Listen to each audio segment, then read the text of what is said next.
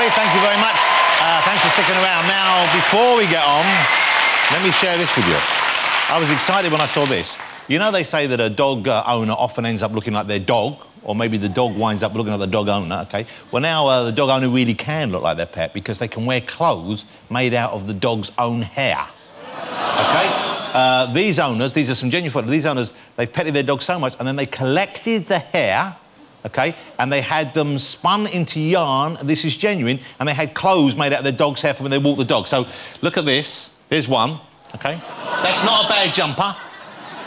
It's a big old dog she's got there. I don't know, is it a Newfoundland, one of those things? But she's made that big old jump on it. OK, and the good thing, of course, is if you're wearing that and you get wet, she just shakes herself dry.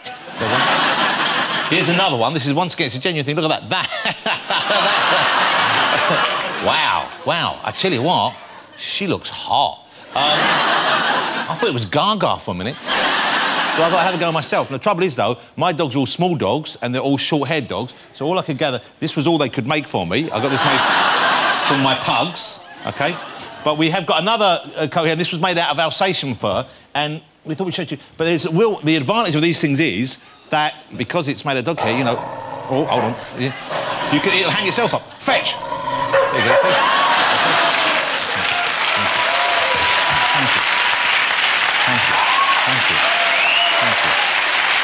Thank you. Let's get my next guest out. He's one of our fastest rising screen stars. It's Eddie Redmayne.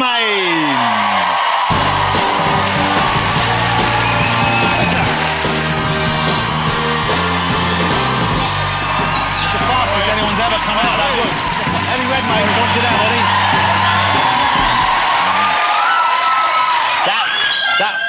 Wow. Oh, ladies. There's two ladies who are refusing to sit down. They're so excited you're here. Where did you get that from? Wow. Well, you've obviously having a bit of an impact in the female population, and I'm sure with homosexuals as well, so congratulations. Well, hey, congratulations. What a great year so far for you. Has anyone been to see Les Mis yet? It's been out and it's already a huge smash hit globally.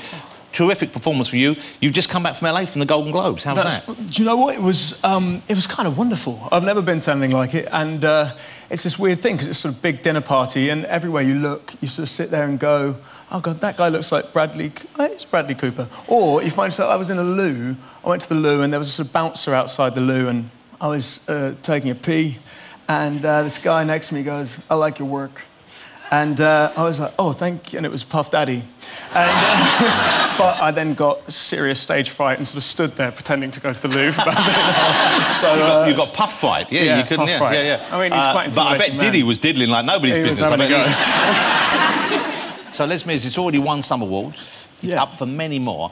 I imagine, though, you know, you never know in advance. You must think there's a chance a film like that will be a hit. People will like it. You never know when you're making a movie, do you? So it's kind of a challenge just to get it right, especially the way it was filmed. I mean, tell us about the technique, because normally people will mime on a film, won't they, when they're doing a musical? That's right, yes. Here, that wasn't the case, It wasn't the case. So on this one, we had this weird thing where we had earpieces in our ears, and there was like a live pianist playing offset, and he would play into our ears so we could kind of control the songs. And the great thing about that was that it meant that you could be spontaneous while you were playing it, but the problem So when you say was, spontaneous, obviously you're sticking to this, but you mean you could change the tempo? You could kind of change, exactly. So you could make the thing sound real. You could change the tempo. You could sort of linger for a thought if it came. And the problem was if you were doing your song at 5 in the morning, or it was all covered in sort of sludge or sewer, it was slightly more tricky. Because you're acting as well as singing, of course, and you've got to multitask.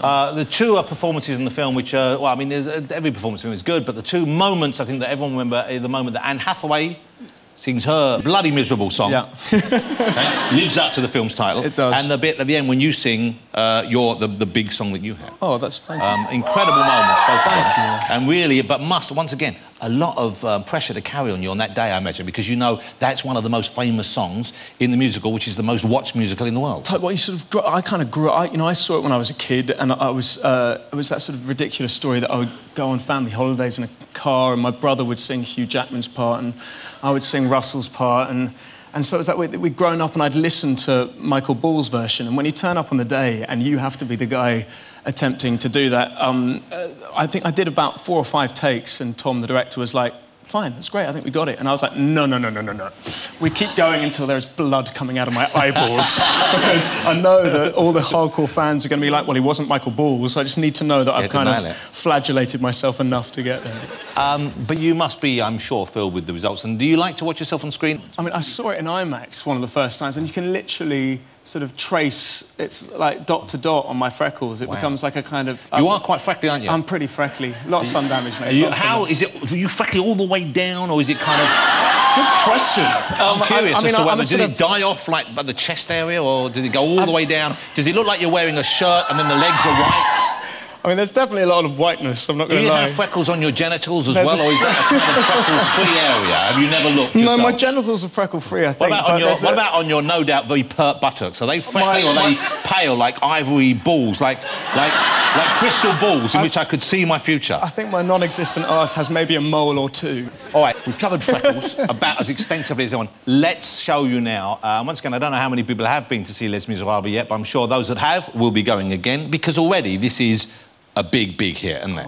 Do you know what? We just, because we're all fans, basically everyone in it was... when they mentioned they were doing Les Mis in Hollywood, suddenly, literally everyone leapt out of the musical theatre closet and came running in from Russell to, across the board. So we all kind of cared that it turned out all right. So the fact that people seem to be enjoying it is a wonderful thing. You can see it's a labour of love right across the board, and it deserves to be here. Have a look at this, and we're going to show a little taste for the moment when Eddie does his thing, and this is an exceptional performance. They are gigantic lips, aren't they? We know you've got very full lips. There's nothing wrong with that. Nice lips, full lips. It's so odd when you know, when you speak, you don't have much of an issue, but then when you see it back, you're like, on IMAX, those lips are like massive. I apologise for like two giant buses being ground together. They've got a whole other life of their own. They're like puppets. But don't pull yourself apart like that, because everyone looks themselves and... I mean, obviously I'm kind of more or less perfect, but most people look at themselves on screen and see things they don't like. And isn't that a weird thing that people who we would see someone say, wow, that's a good-looking person, it must be great to be him or her, they're going, oh, I don't know my nose, I don't know my lips. It's just you know what? And when I auditioned for The Good Shepherd when I was a kid, I played Angelina Jolie's son, and I remember walking in and the casting director she just said one word, which was lips. I was like, bonus. That must have been weird playing, because how old were you when you played Angelina Jolie's son? You weren't that young, were you? No, I was about, I think, 8 years younger than her. So. OK, so you're old enough to find her attractive as a fellow adult. Absolutely. And yet you're playing someone who isn't meant to have those feelings for her. There was a hideously awkward moment, Jonathan, in which I was playing a son and she was getting ready to go out for the evening, and I had to walk in and go, Mother, you look beautiful. Robert De Niro, clunk, name drop, that's disgusting, sorry, but he was directing it, and it was, and we had to do about 300 takes, because every time I'd come in and go, you'd go, Mother, you look beautiful, and when it's Angelina Jolie, it just looks lecherous and generally... Where are you going, Mum? Here I come! Was it like that? Yeah, genuinely. So what is next for you, then? Do you know, it's a good question. I've been... I'm not sure. I've been sort of running around promoting Les Mis. Yeah, and that's a big part of the job these days, isn't it? It is, and it's something that I sort of haven't done much of. And I'm one of those, always the actors sort of complaining about that sort of thing, but I love a good hotel. So I've been enjoying the just going around and hanging out with old friends. Really. So they pay for, I guess, the film company or the promotional people, they pay for you to be in the hotel? They do. They pay for the cleaning while you're there? They do. Food? You have to re-educate yourself on using the minibar. Because, when I was younger, you'd go to hotels and your parents would be like, under no circumstances touch the minibar. and now you have a certain amount that you can spend each day in a hotel, and so you have to sort of retrain your mind to abuse, like steal everything from the minibar. I was come back with... I genuinely, embarrassingly arrived back today from Los Angeles with a load of, sort of shampoos in posh little bags. I don't know what I'm going to do with them, but I just felt like... Tiny little bottles of gin in a bag. On a cheap kit, basically, Look, I'm thrilled you came on the show. Thank you so much. I've admired seeing you in other movies, but this is a knockout performance in a movie which is quite rightly earned awards already, and it's a huge success. Good luck at the BAFTAs for the whole film. Good luck at the Oscars. Ladies and gentlemen, what a charming young man, Mr. Eddie Redmayne. Thank you. Thank you so much. That was great. Thank you. Join me, please, after the break. I'll be chatting to the fabulous Kimberley Walsh. Don't go away.